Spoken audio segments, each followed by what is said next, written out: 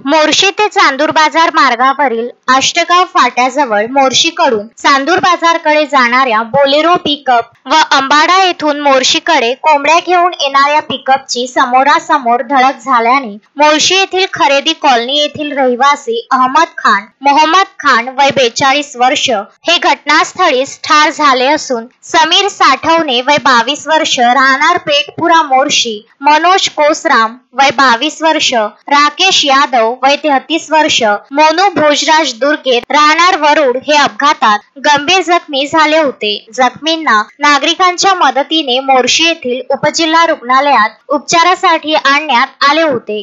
जखमी झालेल्यांची प्रकृती गंभीर असल्यामुळे त्यांना पुढील उपचारासाठी अमरावती जिल्हा रुग्णालयात पाठविण्यात आले होते। मृतक अहमद खान यांच्या मृतदेहावर उपजिल्हा रुग्णालयात शवविच्छेदन करून मृतदेह नातेवाईकांच्या ताब्यात देण्यात आला होता। अधिक तपास मोर्शी पोलीस करीत आहे। संजय गारपवार, विदर्भ न्यूज, मोर्शी।